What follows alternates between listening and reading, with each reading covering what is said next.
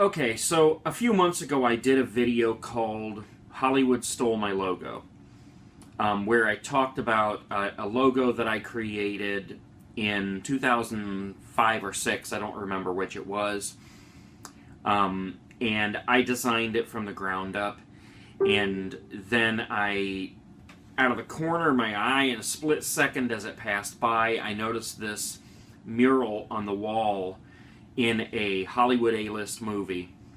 And aside from a few very slight changes and colors, it was a direct copy of my logo. So if you guys want to go watch that right now, you can. But the reason I bring that up is that at the beginning of that video, I opened this briefcase towards me and I said that next Friday I will tell you what's in it. And I never did that. I never came back and made that video. I honestly had planned on making it a lot more cinematic, making it a big deal. But I honestly never got around to it. I have so many things going on that I didn't have the time to dedicate to that. I have, however, been putting some time recently into another video that I'm going to be making. It's a skater diet video. And you're going to be seeing what's in this case in that video. It really has no relevance to the video, but you're going to see it anyway. And so I thought I'd go ahead and tell you what's in this case and what it is. I've explained a couple times a little bit about this. Back in like 2005, 2006, I was selling on eBay in the everything else category. And the everything else category is basically everything else that doesn't fit into every other category on eBay. It was the crazy things like the haunted dolls, or the grilled cheese that had the Virgin Mary burned into it. Things like that. Whatever stupid things people could come up with. The Dorito that looked like the Pope hat. Things like that. I sold in that category, and I don't know how to say this without sounding like I have a big head about it, because I just don't. I don't care. It was fun at the time, but I basically was an internet celebrity because of the kinds of things that I got away with selling on eBay in the everything else category. I sold a cotton ball for $100. I smashed my car. I did a lot of crazy things that made a lot of money. In the end, Golden Palace Casino paid me and a handful of other people $13,000 to go to Las Vegas, paid our trip there, and we attended eBay Live, and we promoted Golden Palace Casino. We were referred to as the eBay celebrities because at the time Facebook didn't exist, YouTube didn't really exist yet, MySpace was there, but not a whole lot of people cared about it. So that was our social media, was eBay. We met everybody on eBay and we sold all this crazy stuff, so we became internet celebrities on eBay. I don't really know how else to explain it. I know it doesn't really make sense to you guys because things are totally different now. But basically, just to give you, a comparison, the way that it is now on YouTube is the way that it used to be on eBay. I mean, there are people like Casey Neistat and Shonduras and, the Shaytards or whatever they're called, and that was us back in a day on eBay. We were the king of the hill, if that's what you want to call it. I don't know how else to say it without sounding big-headed about it. I don't think I'm anything special. It is what it is, and that's what it was. I'm just trying to explain it to you. But one of the things that I came up with that really put me on the map and made me so popular back then was I came up with this thing I called the traveling pants. And it was just a pair of jeans, a pair of Levi's that I signed and I sold on eBay. I think I may have got maybe $18 for them or something. And the idea of it was that I would sell it to somebody, they would take it and sign it, and sell it again, and the next person would sign it and sell it again, and the next person would sign it, and so on and so on and so on. That's why I called it the traveling pants, because I wanted them to travel around all around the world. I thought it was amazing that we all have this kind of connection with each other, but we're so far away. And that was a way of kind of connecting everybody. Well, that pair of pants went from me for like $18 to the next person who sold them for $500 to the next person who sold them for $1,000. I mean, it took off right away. And that person sold it, I don't even remember for how much, to Golden Palace Casino, who ultimately had Dennis Rodman sign them, who was somebody special back in the day.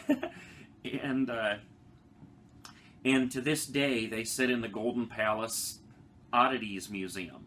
Golden Palace bought a lot of crazy stuff. And you can probably see it on their... In fact, I know you can see it on their website if you go to Golden Palace. I think it's goldenpalacecasino.com or goldenpalace.com. I don't remember. I'll try to find the link and put it below. But once I started the traveling pants, it started this whole traveling trend. It was like the equivalent of something going viral today. The traveling pants went absolutely nuts. Everybody was selling traveling everything. Traveling underwear, traveling toilet paper, traveling shoes, traveling this, everything. And, you know, since I was the inventor of it, I can't believe I just air quoted, but since I had created these traveling pants, I jumped on my own bandwagon too, and made tons and tons and tons of money selling things that I signed that I called the Traveling Daisy Dukes, and, you know, this traveling orange shirt that I had that said, "I'm a nerd." I mean, tons and tons of money. It was absolutely crazy. And this was one of them that I came up with. This was just another version of the traveling pants. I did several versions of them. None of them actually met their potential that I wanted them to do. They would travel to maybe 4 or 5 people and then stop and disappear off the face of the earth. And these are the traveling leather pants. Okay, these are real leather pants. I sold these for $500. This is my signature right here. I sold these pants for $500 to this guy. He had his logo airbrushed on here, and he signed it. His name was Woohoo Mystery Man. I don't know if you can find anything online about him today, but he was basically the king of the hill on there before I came along. I bumped him off the map and took over. Now, what I did, and the reason I have these in my possession now, is because I found out a little while ago that it was actually a friend of mine who bought these from this guy, from Woohoo Mystery Man. I didn't know that. I found out he bought them. I don't remember how much he paid for them, but I really wanted to see these things go all the way. I wanted to see them travel. I wanted to see them do something. You know, I wanted to see them get a whole lot of signatures on them. So I bought them back from him. His name is Russ. Hi, Russ, if you're watching. I paid him $500 for them to buy them back. So in the end, I came out even. I didn't make anything on the pants because I gave him $500 to get them back. But I got them back because I wanted to have people who were important to me sign them. And when I say important, I mean like, you know, celebrities that I love to see in movies and things like that. And I've taken them a few places, got them signed by a few people that I'll tell you about in just a second here. And I do plan on having them signed by more people. And honestly, it might not be celebrities. It might be somebody I meet and I think they're really cool, so I have them sign the pants. I just really like the idea of having these traveling pants back in my possession, and I can do with them whatever I want to do and have whoever I want sign them.